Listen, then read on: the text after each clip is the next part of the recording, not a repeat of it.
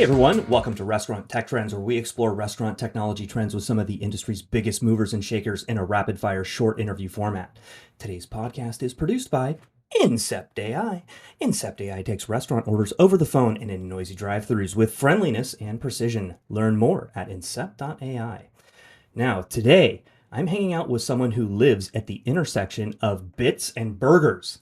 Brendon Gilbert is Vice President of Technology at Vibe Restaurants, a Texas-born multi-brand franchise group behind Little Caesars, Wingstop, and Whataburger locations across more than 100 restaurants in 14 states, doing north of $200 million in annual sales on a path to $350 million. That's impressive. He also serves on the FS Tech Advisory Council and is a regular voice in the restaurant tech conversation. Today, we're going to get into how he thinks about tech for franchisees, what actually moves the needles for operators, and where he sees the next wave of innovation coming from. Brendon, welcome to the show. Hey, glad to be here, Justin. Thanks for having me. I'm glad we finally got to make it work. I know we've been chatting about it for many months, and here we are. So, for those of us that haven't heard about Vibe before, how would you describe the portfolio today across Little Caesars, Wingstop, and Whataburger in terms of like units, the states you're in, and sales? Yeah, great question. So, yeah, as you mentioned, Vibe started with Little Caesars. So, today we have 72 Little Caesars locations. The next brand that we got involved with was about 6, 7 years ago was Wingstop, which we today have 88 locations and without a doubt is our fastest growing brand. And then most recently, about 3 years ago, we got into the door with Whataburger, the Texas icon of Whataburger, which today we have 8 locations with. And so, at a high level, again, 14 states. And so all across Southwest and across the country. And so that's been a lot of fun. And then, yeah, from a sales perspective, Little Caesars hovers just south of the 1 million mark on AUVs. Wingstop is around, I think, based on the latest earning call, right around 2.1 AUV. And Whataburger is a larger one. They're up in the 4 million range. And so, yeah, they're very, very different businesses, but it's fun, man. It's very cool to have three very cool, just iconic, loved brands. It's a lot of fun. I'm looking forward to chatting a little bit more about the operational realities on the tech side, having to manage three different Yep. brands. But boy, those AUVs on those Whataburgers are just insane, aren't they? Every time someone's talking about Whataburger AUV, I just like have to pinch myself. It's nuts how well those restaurants perform. Let's talk about you joining Vibe. So you previously were at Dutch Brothers, I think. Is that right? Yeah. Correct. Yeah. And you joined in, I think, late 2024. So you're coming up on 1 year now. What were some of your initial priorities on the tech side, and what has moved the needle the most in your first year? Yeah, well, I mean, for a little bit of background, I was Vibe's first technology hire. Prior to myself, the company had gotten up to this point for 15 years with that technology hat kind of being distributed across the organization. And so, with that, they identified with this next scale of growth the company's going to be going through, where we're going to be opening in the neighborhood of 20 to 30 locations across our portfolio annually. But with that, our ownership team and our current executive team recognized they needed some help to come help scale that. So, they brought on myself and two other VPs at the same time to help with that. And so being the first tech hire, yeah, it was eye-opening, coming in because I think the first recognition was, man, like the current team has done a fantastic job growing to the level that they've built this company really without having someone centrally leading that charge and having a strategy for how to leverage technology within the organization. With it also, my primary background prior to Vibe was really more on the field technology side of things, things that actually face customers, frontline employees, and now coming into a space that I also have just general infrastructure, corporate technology, things like that under my umbrella. So for me, my first couple months were really just focusing on understanding what's working, what's not working, where are the pain points. And really what we found some of our biggest opportunities were just clearly identifying what is the technology we use here at Vibe? How do we best use it together? And it's the little things. It's like, hey, when I came in, files are being stored across Google Drive, OneDrive, Dropbox, people's personal computers, flash drives all over the place. And so you have new hires come in the door. They go, where do we find leases? Where do we find, P&Ls? And so albeit it not be like the sexiest thing out there from a technology standpoint to take on. That was one of the first things we started working on is how do we consolidate our tool set? How do we define the different tools that we're using? How do we make sure that every team knows what tool to use, when to use it, where to find files, those things, so people aren't spending hours in their days trying to answer those questions. It's funny. So many look at technology roles in restaurants and think it's a really sexy role, but so much of the productivity that is created with technology in this space is behind the scenes. And I think that's a great example. Well, let's dig in a little bit more about some of the complexities of operating three different brands on three different tech stacks. Like, how much Yeah. of the stack and then how much of the process are you able to standardize across these three different operating models? And what are some of the biggest challenges that you face having to deal with multiple different stacks? I think one of the things I had to do, and it kind of goes back to your last question, but is very relevant here, is building out partnerships. Is, now being back on the franchisee side, building those partnerships with the technology teams at each of our franchisors so that, one, we have the ability to influence, we've got a voice and there's an ear to hear the concerns, the challenges, the things we're excited about, but also someone that's working with us to help us prepare for those things.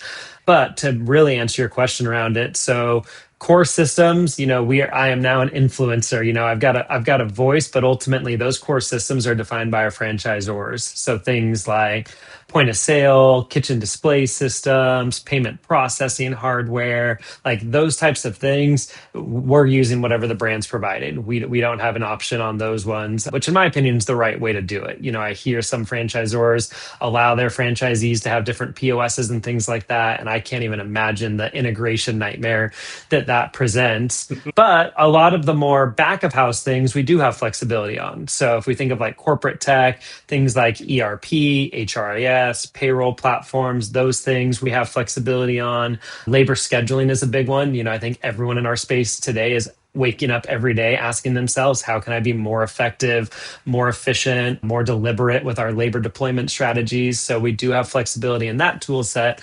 And I will say that is something that is a goal of Vibe to at one point be able to bring together labor scheduling kind of workforce management platform that we could scale across our entire portfolio. But in today's world, we have pretty much everything's different for each brand. So I just returned from RFDC and I was attending a panel on labor and AI, and this topic of AI scheduling for labor was a very hot topic. I'm curious, where do you fall on this topic? Are you in the spot where you've got GMs that are ready to just do a one click, set the schedule, or are the actual operators like, no, we're not quite there yet? Yeah, so we are not there today. I think part of it is we don't have all the tools we need to get to that point, but it's very much where we'd like to get to. When I think about from labor scheduling, my goal is that for all of our GMs, general managers of the locations, instead of being an architect of a schedule, they should be an editor of the schedule. All the things in terms of managing employee availability, preferences, time off, bringing in the forecast, being able to build out kind of that skeleton foundation for what bodies you need to hit the level of service that you want to deliver.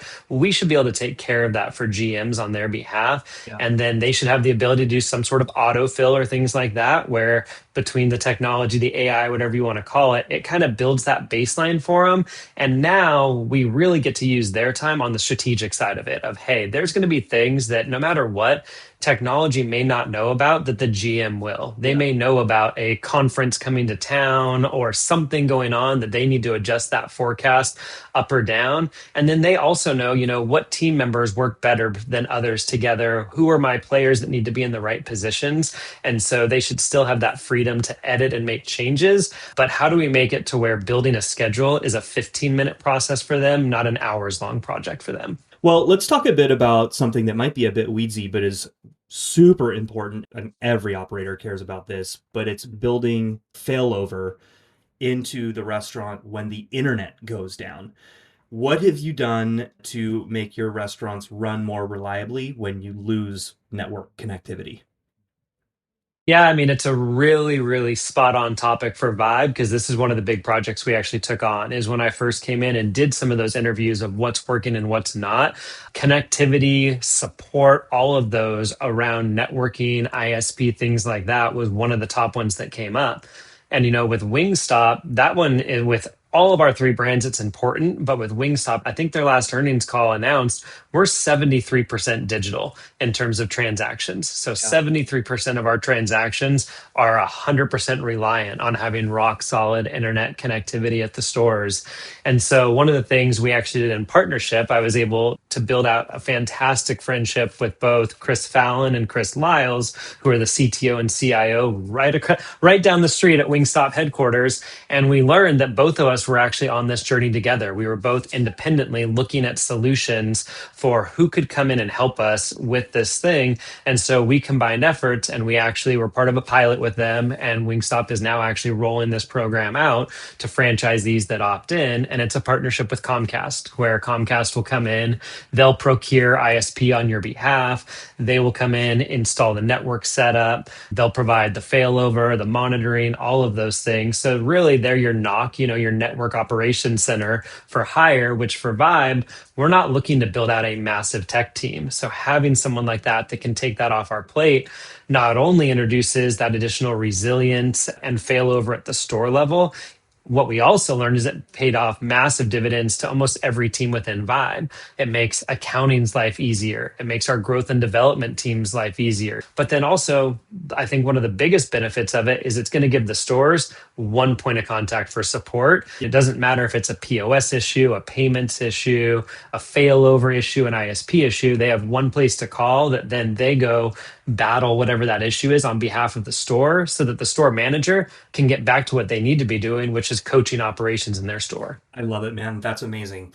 Well, we're almost out of time and about to get into our rapid fires. But before we get there, I wanted to ask, what emerging technology are you most excited about in the QSR restaurant space? Yeah, I can't speak to which providers specifically are working on this, but it's definitely a passion of mine that I carried over from Dutch Bros. And that's how do you marry the digital and physical experience to still provide customers with that level of hospitality that they received before technology got in the way of it in some ways. And so, what I mean by that is how do you take it to where if I'm normally a third party delivery customer or an online ordering customer, but I happen to show up in person, that person at the point of sale taking my order sees all of my history, knows what my favorite items are, can reorder those on my behalf. Like, how do you bring all that together into one unified experience with the ultimate goal of like surprising and delight? So, Justin, when you come into maybe it's Wingstop, what would it look like down the road if you're always an online ordering customer, but for whatever reason you came in person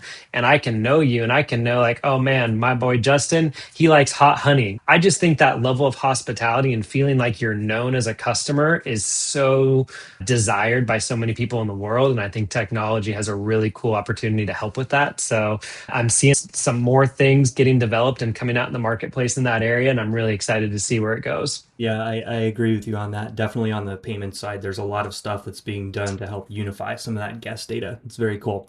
All right. Well, Yeah. let's move on to our rapid fires. So, Let's do it. for those of you that don't know about rapid fires, the rules of engagement are this. Brendon has no idea what these questions are. He's never seen them before. And Brendon, try to answer each of these questions with one word if you can. And if you can't, keep it to one sentence. Are you ready? Ready. All right, let's do it. Little Caesars, Wingstop, or Whataburger? Which brand is the most dangerous to your diet right now? Oh man, I gotta say Wingstop, just because I just mentioned hot honey. It's unbelievably tasty. Right. What's more fun for you? Opening day for a new restaurant or flipping the switch on a major tech rollout? Opening day on a new restaurant. Are you more of a cloud first guy or do you still think some pieces belong on-prem? Cloud first. All right, I love it. Brendon, I want to thank you very much for joining me here today and for your time. Everyone, Brendon Gilbert, Vice President of Technology at Vibe Restaurants. Brendon, thanks. Thank you, Justin. Appreciate you having me on. It was a good chat.